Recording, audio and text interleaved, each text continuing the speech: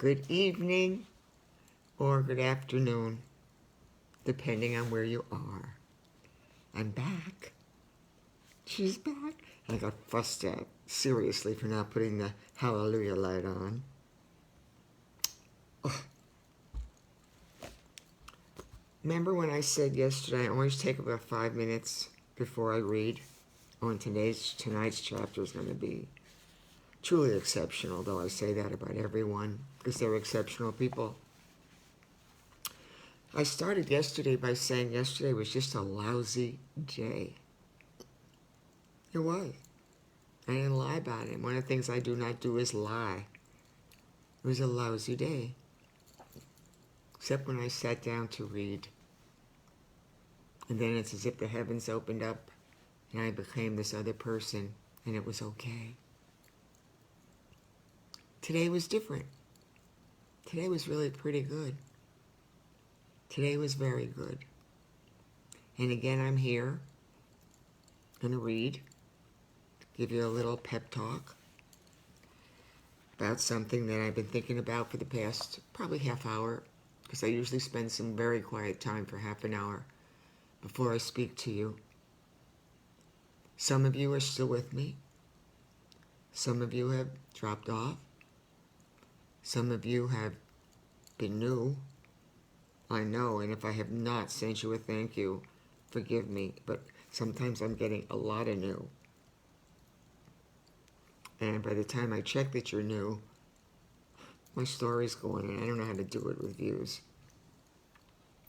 But I was thinking about this, and then some starting from the beginning, because they were messaging me and telling me that they want to start from the beginning with my book and start reading it again. Okay, that's great. Just come on in and pick up where we left off. I started thinking about why books are so important. And as a writer, books are something you leave in the earth. They're tangible. You know, they're tangible. And you know my story. My husband's gone, passed away. No parents, no kids. A couple of godchildren, California, that I love dearly, but haven't seen them in a long time. But in general, when I'm gone, or all that's said and done, what I'm going to leave in the earth are my books. Maybe in my lifetime, and I'm not being somber or sad, but perhaps in my lifetime, my story, Committed to Love, won't be into that major series that I've always believed it would be from the time Jeff took ill. I said our story will be told one day to the world, which of course I'm doing now, but in a movie, and now of course a series. And I say with my hospice book, books leave something in this earth after you're gone. Painters paint. Musicians make music. I grew up in the 50s and 60s a lot with love songs. And I was thinking, where did all the love songs go? And where did all the love stories go? There's so many things that movies made about war and movies made about tragedies. Now we'll have movies more about the Columbine the shootings that are happening everywhere, and more science-fi movies. It's great, but where are the love stories? Hi, David. Where are the love stories? Wouldn't you love, some of you love, to be taken away into a whole nother world with love, even at the end if it's tragic? Yeah, love stories are tragic, folks. You're going to love, you're going to lose, somebody's going to end up gone.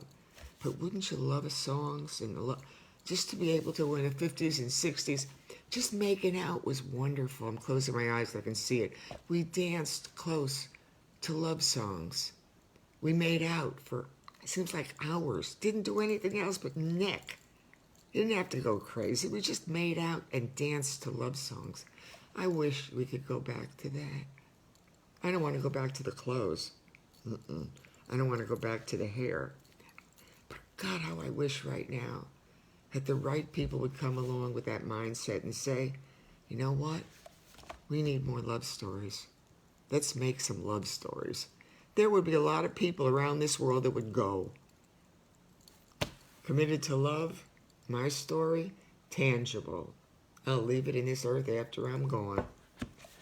Hospice heart stories, tangible. I'll leave them in this earth after I'm gone. And I'm only saying that because I don't think many times we appreciate people when they are in their time. It's always eulogizing them after they're gone. And this was a great person, all the things they contributed and all the things they did. You know what? I think it's about time we truly praised and honored and respected and loved people while they were here. Because the one thing I know is I may not have done a lot of my life, though when I look at my bio I have. But I know one thing. I left the world with some love. These stories were love. My story is love. I'm a creature who believes in love. That's me. Foolish for love. Go figure. Chapter 4. We read the chapter, and thank you all again. If I haven't said thank you personally, forgive me. Chapter 4, I'll tell you in a moment. The first chapter in the Hospice Heart, and go to the website, SusanMintz.com. Go to the books page, the media page. I'm also done with that. It's good. But if you want to know more, everything about my life is an open book. There's no secrets. The first one was at the care center when this Spanish man was singing Spanish hymns to his mother, who was passing, transitioning. And I just sat in the room and listened, and the whole room was set to candlelight and music. And that's what I did with Jeffrey when he was passing in the last few days. It was all Strauss waltzes and Mozart and Beethoven and light, but it was light, not heavy Beethoven. Light and candles, and it was just a very peaceful setting. Hi, Jay. So, the second one was the man who could finally make a decision about what was right because he was getting so many wrong diagnoses and tests, and he couldn't make a decision because by the time he got the right one, it was too late. I know a lot of this has happened to you. I believe that one's very powerful. The third one was the two daughters who were losing both of their parents at the same time within 24 hours. Thank you, God, for the ability to speak and to write and to reach people around the world through stories. Thank God for the storytellers. And they lost both their parents in different hospitals for different reasons within 24 hours. Can't make it up. And their sense of humor was just amazing. They kept a sense of humor about it all, which was what was even more amazing, is what they never stopped loving, they never stopped hoping, they never stopped believing that they did the best they could, and it was just the way it was. Those 3 stories in itself are books, if I'd ever, and these are just 24 stories. I could have written dozens and dozens. I mean, I could have had a series of these, but it was my time to write just 24. And for those of you who have not seen my Hospice Heart sunglasses, ta-da! Showtime! It was a good day. Chapter 4. This one is amazing. Here it goes. Caregiving comes, hear me clear, caregiving comes in many forms and many ways. And for this man, it was all about his love for chocolate chip cookies. I'll say it quickly. Caregiving comes in many forms and many ways. And for this man, it was all about his love for chocolate chip cookies. Quote, to feel the warmth of flesh on flesh is life. I don't know where I came up with some of these quotes, but they must have been given to me by the higher power of the Lord, because this is not where I am right at the moment. To feel the warmth, and yes, it is where I am at the moment. These are my words. Quote, to feel the warmth of flesh on flesh is life. September 1998. Dear Jeff, it's been 4 years since your death, and I think I've finally settled into my new life without you. I've needed this time to help me prioritize and focus on what it is I want out of life. I know that helping people through my hospice work will continue to be an integral part of the things I do in the future. For those in need of comfort and understanding during this difficult time, I will give whatever I can because I know that it will be greatly accepted and appreciated. Hear that one again.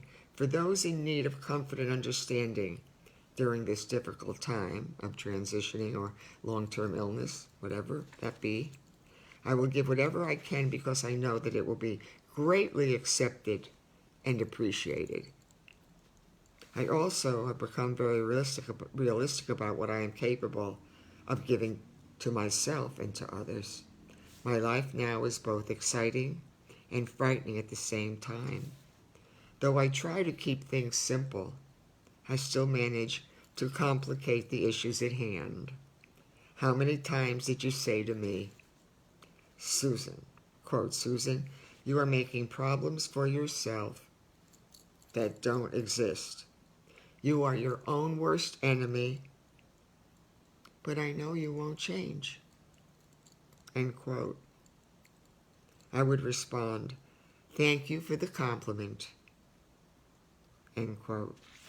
Well, to be honest, I haven't changed. I'm my own best friend and my own worst enemy. But I did find out about something very important. I've learned that the only person I have to prove anything to is myself. And that I'm the only one who can make the changes in my life that need to be made.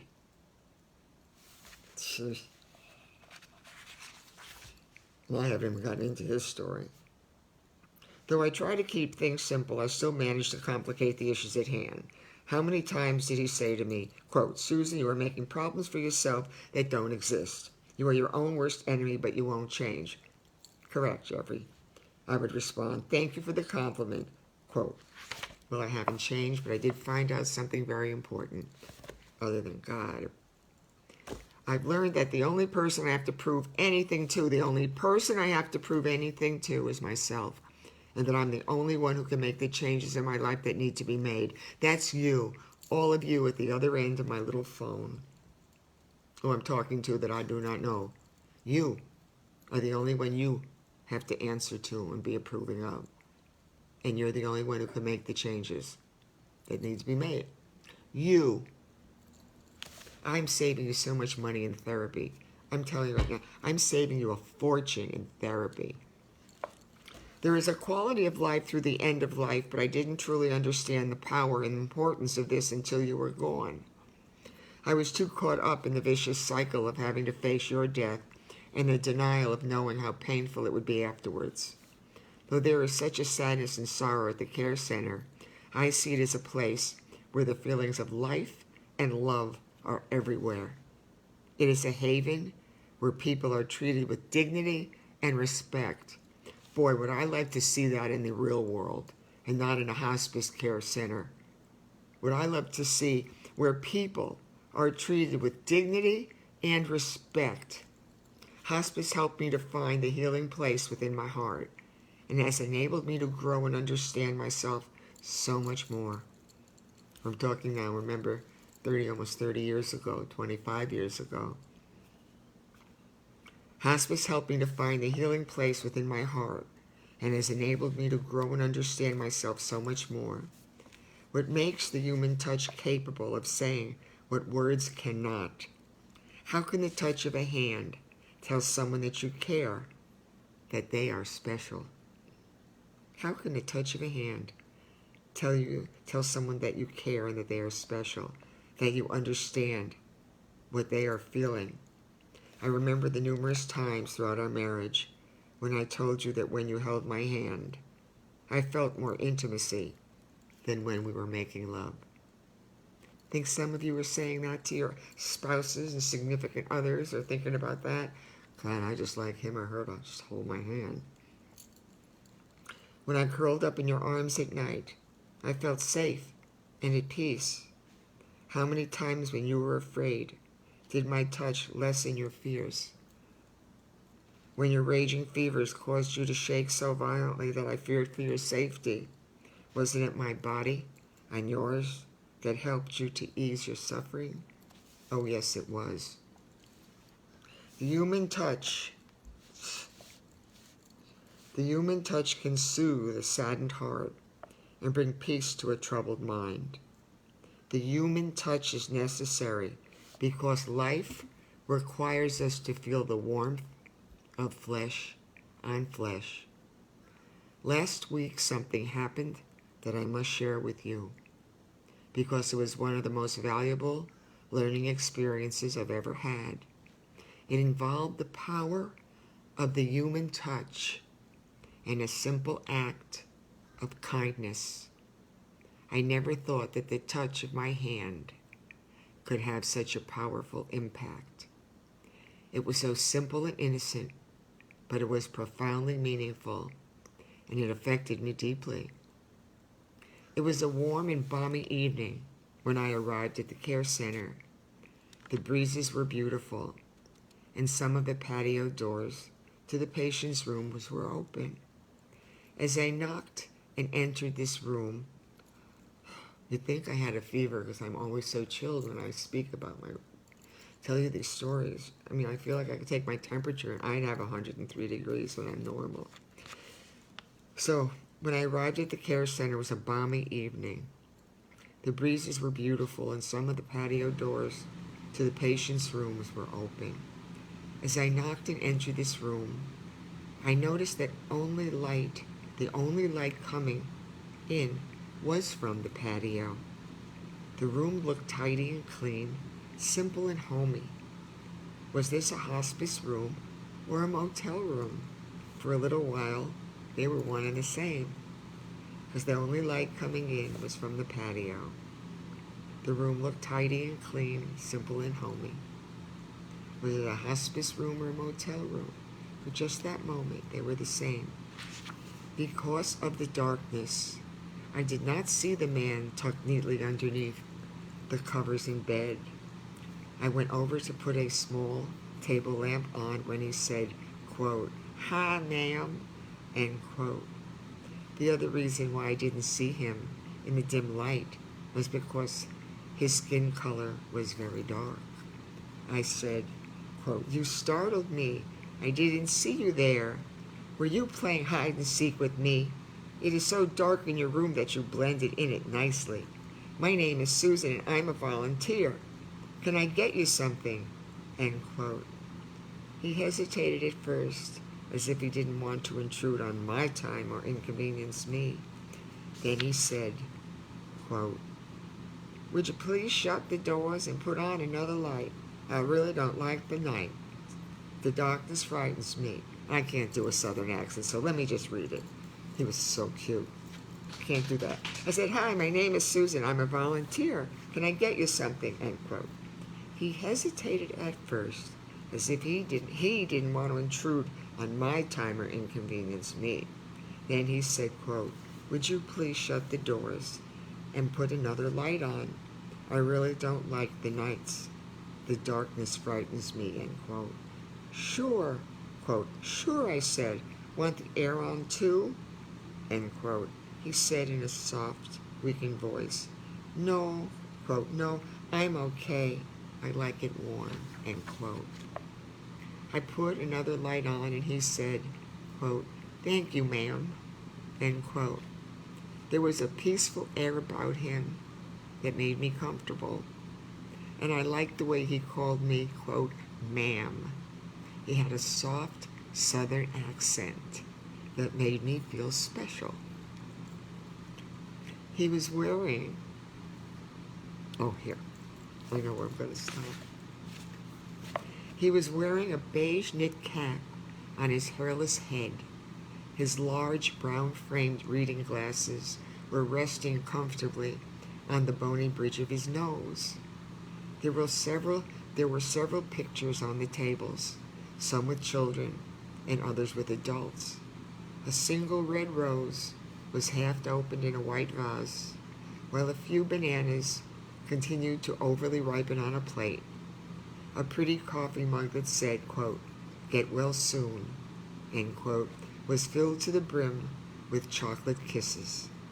The silver heart-shaped balloon tied to a chair read, quote, "We miss you," end quote. I was so interested in the personal things that it took me some time before I realized that he was all hooked up to all sorts of machines. He had monitors, IV bags, and tubes coming in and out of everywhere. I said, quote, "Do you think you have enough gadgets to play with? You've been through a lot, haven't you?" End quote. He laughed and softly said, quote, "Yes, ma'am," end quote. His lips were parched and dry, and I didn't know if he had the energy to eat or drink. But I said, quote, "I just made a fresh pot of coffee and a lot of caffeine to boost you out of your bed." Here. Quote, "I just made a fresh pot of coffee with a lot of caffeine to boost you out of your bed. I spiked the cookies with extra chocolate chips, too," end quote. Well, you would have thought that I said, "You're well enough to take that cruise you've always wanted to go on." His face lit up, and he grinned from ear to ear. He said, quote, "Yes, ma'am, I'd love a few cookies."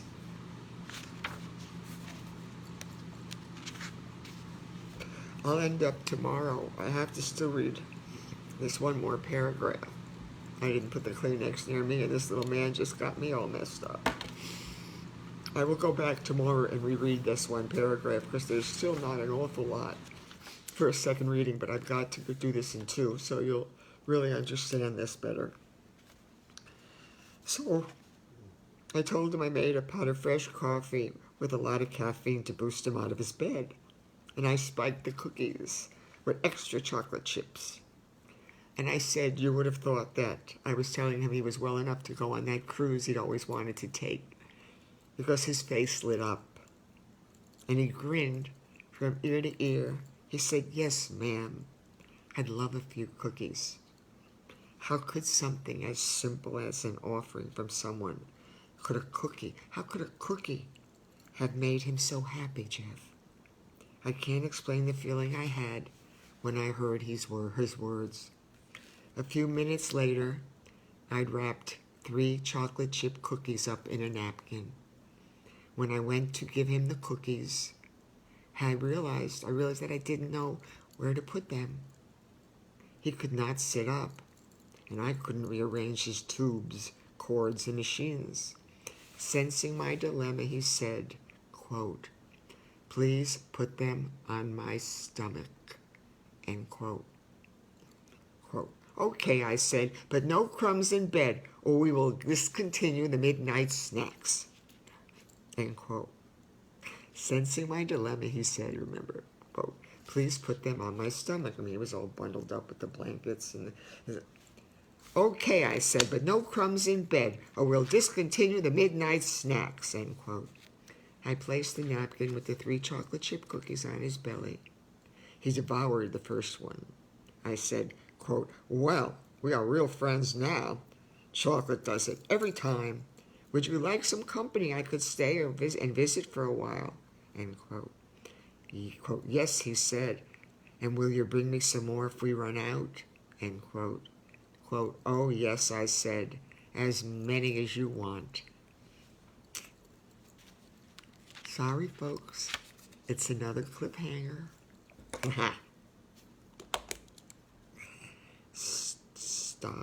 Stop here. Start on Wednesday. You notice I'm a writer. I even do that. Start on Wednesday. Okay. So how far have we come with this story, all right? I'm learning As many of you are learning on your journey in life, and that's all this is one big chapter after another in life. It's just a journey with a lot of chapters. Some chapters you fail and you got to repeat, like in school. And I always say if I can reach 70 views, that's as good as I did in most of my classes. I start off with 19 viewers, and there's 25 and 35 and 40. Oh, by the time I begin to read, I've hit 70. I think, oh God, it's the same thing I did when I was in school. When I hit 70, I knew I'd passed. So I learned that I'm still my own worst enemy. I'm not going to change. I'm 76 years old. I'm just waiting for the right one to come along to say, we want your stuff, lady. How much do you want? And I'm going to say just dignity and respect, and to treat people in the stories that they deserve, including my Jeffrey. So the care center was a beautiful night. There was light coming in from the balcony. This little man was had curled up in another dark room, had a beige cap on, I saw him. And his little voice said to put on another light because the darkness, he was afraid. Who isn't afraid? I think at night times are very scary. And then one thing led to another. And before you know it, I'd gotten 3 chocolate chip cookies, placed them on his stomach, and we will continue with chapter 4 tomorrow at 5:29. Try to be kinder. You know, I always say, be kind, be more patient. Call someone and tell them you love them or you care. You know what? I wish I could take my own advice. I'm not really good at it. I'm so good at giving advice. Oh my God, I am really good at telling other people what to do. How to handle this, how to handle that, what decision to make. Me. And I'm sure a lot of you are relating to my stories because you're relating to me. Because what people say is I'm keeping it personal. You know what happens when you read an Audible? You pay somebody to read it. Or if you read it yourself, you still got to pay. Nobody's coming along to me to say, want you to read it, just read it, and we're going to pay you a lot of money. You can't put anything in between. You can't. I don't know what I would say. Because if you want to know my stories, you got to know me and know why I'm writing them. I mean, you can't drive a car without an engine or 4 wheels. You know, that's me. If you want to know my stories, you've got to know me. I have to talk to you in between and tell you why you need to tell your friends, why you need to share it with people around the world, why we have to take this and make it bigger.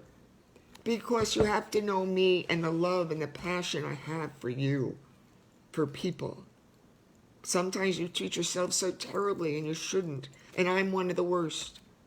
How's that for admitting to Jewish guilt? I don't know what you call it at this point, but I'm just glad at the end of the day I can listen to myself. I did something today. I talked to you, to the Davids and the Jays and the Sheilas and the Marys and the Janes and everybody else. I talked to you. And thank you for taking a half an hour out of your life whenever you do it. A week, a month, whenever you do it, thank you for taking that half an hour out of your day to listen to me and to listen to my stories. Tomorrow night, we will finish chapter 4, The Man Who Loved Chocolate Chip Cookies. Shalom, hello. Shalom, goodbye, and shalom, peace. Oh, Jesus, we need some peace. And be kind, be patient. Call someone and tell them you care. Do it while you're thinking about it. God bless you all. I'm going to hit finish. This was a good one tonight.